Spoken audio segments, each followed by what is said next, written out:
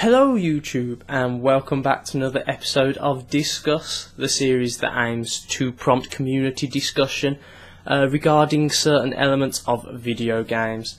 I am going to be trying to get some developers involved in the discussion later, so if you want your views to be heard by real developers, leave them in the comments below and I'll do the best that I can.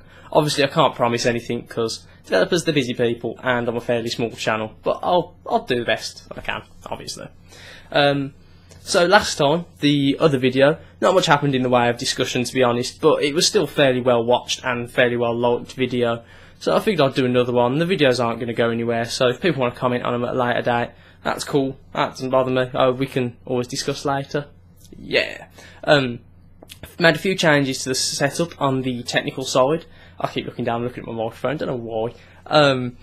I've put something soft behind my microphone because I noticed the acoustics were a little off in the last video. My S's were very harsh. I might need a pop filter as well, but that's something for a later date. And I've now mounted my notes to my side, just here, off camera.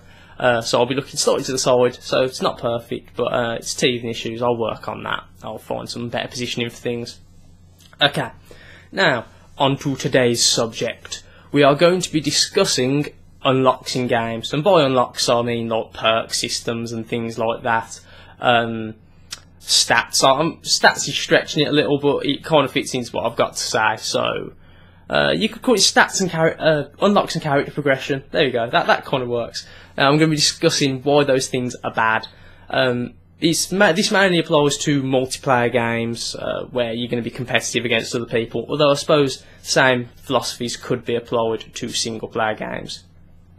I also realised that unlocks and things like that are quite central to the free-to-play model for some games. So this won't be applicable in all cases, and I'm by no means condemning unlocks. I mean, I play CRPG, I've played it for over 500 hours, and that's got grind, that's got unlocks, that's got stats. So, yeah, just bear with me anyway, you'll see where I'm going with this.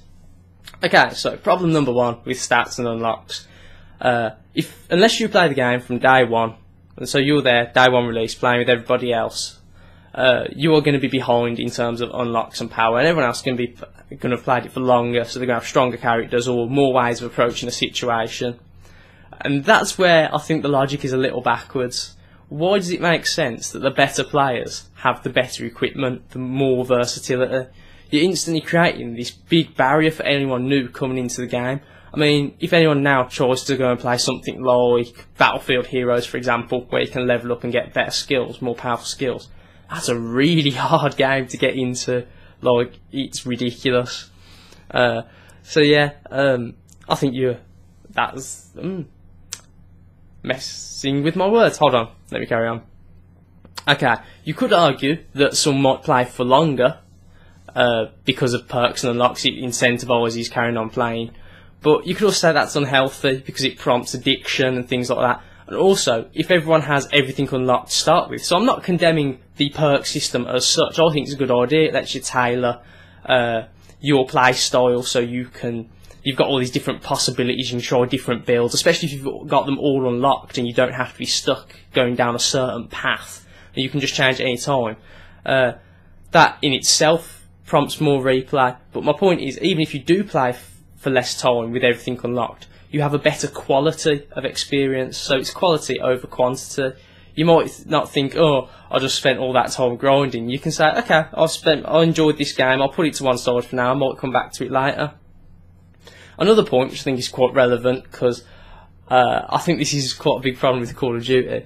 When people are playing certain game modes because you get more XP from them, so they're playing them more than other game modes, not because they're more fun, but because you get more XP. That's quite sad. You should be playing the parts of the game that you find most enjoyable, not the parts that are going to get you that next gun faster. Because you're only going to prestige anyway, and you're going to be on the treadmill again. You're never going to get to the parts of the game that are fun for you. And this next point's quite a big thing. Betrayals, so I'm talking things like kill stealing, because someone's going to get your XP. That's a real dick move, that is. Just stealing your kill or trying to cap a base deliberately before you, or just trying to mess you up so they can get the XP that you otherwise would have got. And any game that even accidentally incentivises that kind of behaviour, something needs to be looked at there. That's my theory anyway. And not every game needs unlocks. I mean, you can look at games like Counter-Strike, because they're so competitively viable, they still have strong player bases even today. Even Counter-Strike 1.6 still has a player base, which is quite amazing, really. Okay, so this leads on quite smoothly to the next point. Having no unlocks, while this isn't the only requirement to make a game a competitive title, it does open the game up competitively. And really, the competitive scene is crying out for more games at the moment, really. I mean, the major ones, obviously you've got StarCraft, there's some Quake Live stuff, but it would be nice to see another really big competitive game enter the market, and I think that this is the sort of approach that people need to be taking.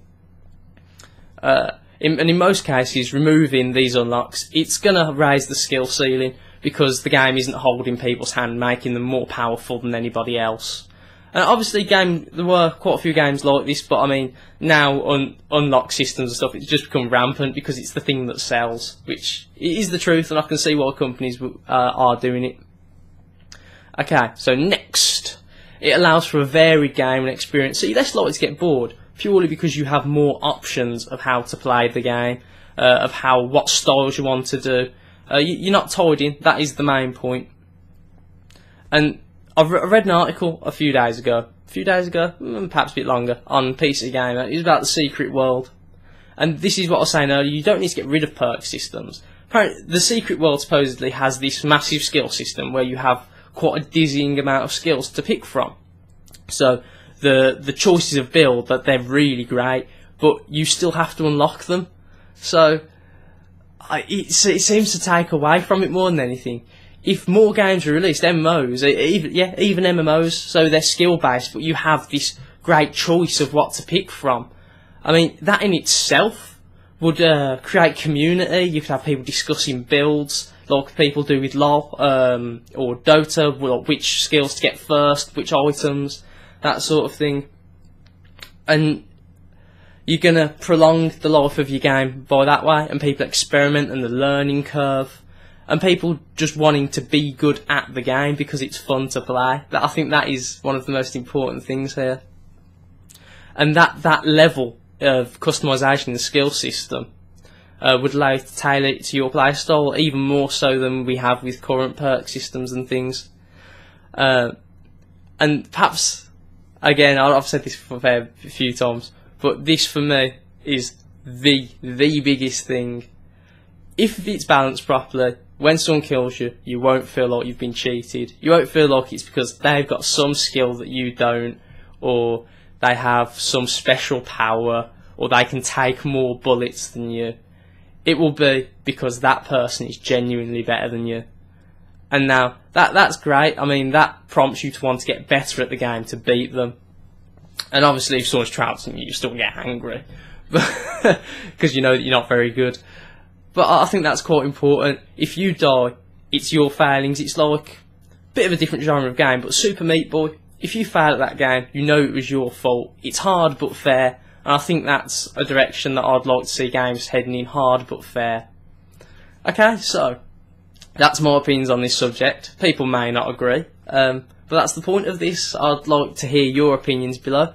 Would you like to see games with less unlocks, but more customisation? Or are you quite happy with the way things are currently? So, yeah. This has been Harvey from WhoKnowsGaming. I hope you've enjoyed this. If you have, leave a like and or subscribe. If you didn't, then don't. Goodbye.